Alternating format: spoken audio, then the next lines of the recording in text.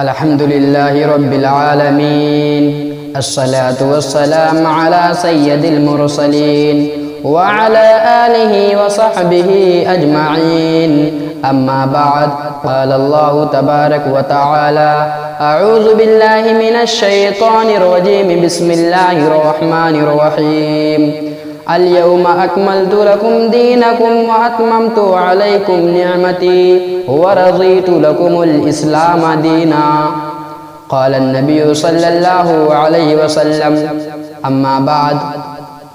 پیارے بھائیوں اور دوستوں، آج کے اس بزم خطابت میں شادی بیاہ کی غلط رسموں کے تعلق سے کچھ واعظ و نصیحت ہوگی۔ امید کرتا ہوں کہ آپ لوگ ہماری باتوں کو غور سے سنیں گے اور اس پر عمل کرنے کی کوشش کریں گے۔ اللہ رب العالمین ہمیں اس کی توفیق دے، آمین۔ پیارے بھائیوں اور دوستوں، ہم سب مسلمان ہیں۔ اللہ رب العالمین کا لاکھ لاکھ شکر ہے کہ اس نے ہمیں اسلام کی شکل میں ایک مکمل دین عطا فرمایا۔ ارشاد بانی ہے اليوم اکملت لکم دینکم واتممت علیکم نعمتی ورضیت لکم الاسلام دینا، یعنی آج میں نے تمہارا دین تمہارے لیے مکمل کر دیا اور اپنی نعمتیں تم پر تمام کر دی، اور اسلام کو تمہارے لیے ایک مکمل کی دین کی حیثیت سے پسند کر لیا۔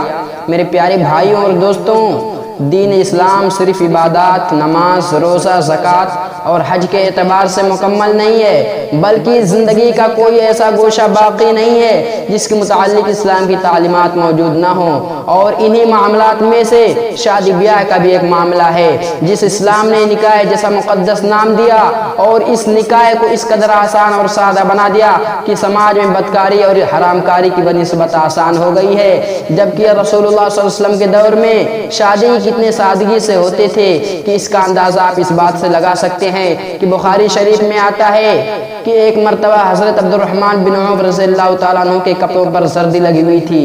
آپ صلی اللہ علیہ وسلم نے پوچھا کیا بات ہے؟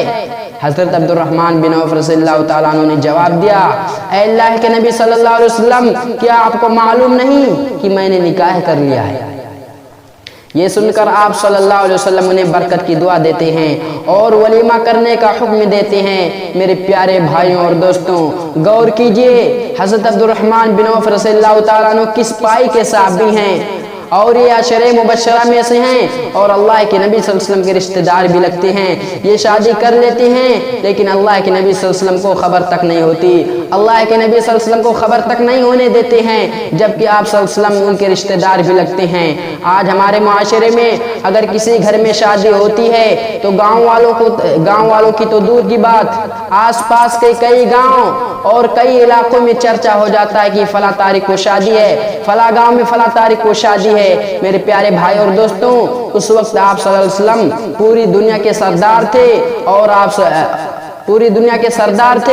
اور حضرت عبد الرحمن بن عوف رضی اللہ تعالیٰ عنہ کے رشتہ دار بھی لگتے تھے، لیکن حضرت عبد الرحمن بن عوف رضی اللہ تعالیٰ عنہ نے آپ صلی اللہ علیہ وسلم کو بتانا مناسب نہیں سمجھا۔ یہ حال تھا اس دور میں نکاح کی سادگی کا، مگر بڑے افسوس کی بات ہے آج اس نکاح کو الٹے سیدھے رسم و رواج کی زنجیروں سے ایسا جکڑ دیا گیا ہے کہ سماج میں بدکاری اور حرام کاری اس کی بنسبت آسان ہو گئی ہے، جبکہ اللہ کے نبی صلی اللہ علیہ وسلم نے صاف فرما دیا تھا کہ نکاح کو اس قدر آسان اور سادہ بنا دو کہ بدکاری مشکل ہو جائے، مگر افسوس صدا افسوس آج اس نکاح کو اس قدر مشکل بنا دیا گیا ہے کہ بدکاری آسان ہو گئی ہے۔ میرے پیارے بھائی اور دوستوں، آج نہ جانے کتنے غریب گھروں کی لڑکیاں صرف اور صرف اس لیے کنواری بیٹھی ہیں کہ ان کے والدین ان کی شادی کے لیے لمبے چوڑے جہیز کا انتظام نہیں کر پا رہا ہے۔ میرا سوال تو یہ ہے کہ آخر جہیز نام کی بلا آئی کہاں سے؟ مال و دولت کے پجاری اپنے اس کرتوت پر پردہ ڈالنے کے لیے کہتے ہیں کہ اللہ کے نبی صلی اللہ علیہ وسلم بھی اپنی لخت جگر حضرت فاطمہ رضی اللہ تعالیٰ عنہ کو جہیز دیا تھا، مگر شاید ان بے شرم لوگوں کو معلوم نہیں ہے کہ آپ صلی اللہ علیہ وسلم کی 4 بیٹیاں تھیں۔ اگر جہیز سنت ہوتی تو باقی اللہ کے نبی صلی اللہ علیہ وسلم نے اپنی 3 بیٹیوں کو اس سے کیوں محروم رکھا؟ اور وہ بھی آپ صلی اللہ علیہ وسلم نے حضرت فاطمہ رضی اللہ تعالیٰ عنہ کو جو کچھ بھی دیا تھا، اور در حقیقت آپ کے داماد حضرت علی رضی اللہ تعالیٰ عنہ کے ہی مال سے آیا ہوا تھا۔ اور پھر آپ صلی اللہ علیہ وسلم نے دیا کیا تھا؟ تکیہ، بستر، مشکیزہ، چکی اور چند برتن۔ کیا ضرورت کے چند سامان جہیز کہلائیں گی؟ اور وہ بھی آپ صلی اللہ علیہ وسلم نے اس وجہ سے دیا تھا کہ آپ کے داماد انتہائی غریب اور مخلوق الحال تھے۔ یہاں تو یہ حال ہے کہ مال و دولت کے بہتات کے باوجود بھی بیوی مائکے سے ملنے والے جہیز پر نظریں گڑائی جاتی ہیں۔ میرے پیارے بھائیوں اور دوستوں، یہ کہاں کی سنت ہے؟ جب تک اس مسلم معاشرے سے جہیز جیسی لعنت کا خاتمہ نہیں ہو جاتا، ہماری مشکلات اور پریشانیاں ختم نہیں ہوں گی۔ آج ان مظلوم بہنوں کی آہیں مسلمانوں پر عذاب بن کر ٹوٹ رہی ہے جو جہیز کی نظر چڑھ چکی ہے۔ میرے پیارے بھائی اور دوستوں، آئے دن اخبارات میں یہ خبریں آتی رہتی ہیں کہ فلاں خاتون نے جہیز کے مطالبہ سے تنگ آ کر خودکشی کی۔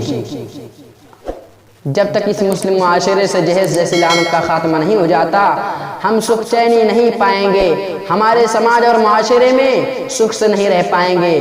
ہم اگر سکھی رہنا چاہتے ہیں، ہمارے معاشرے میں اگر سکون و اطمینان کی زندگی گزارنا چاہتے ہیں، تو ہم جہیز جیسی لعنت کا خاتمہ کر دیں۔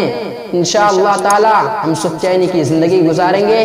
اب میں یہیں سے اپنی باتوں کو ختم کرتا ہوں اور اخیر میں اللہ رب العالمین سے یہ دعا کرتا ہوں کہ الہ العالمین تو ہم سب مسلمان بھائیوں کو جہیز جیسی لعنت کا خاتمہ کرنے کی توفیق دے، آمین یا رب العالمین۔ تقبل منا انک انت السمیع العلیم۔ السلام علیکم ورحمۃ اللہ وبرکاتہ۔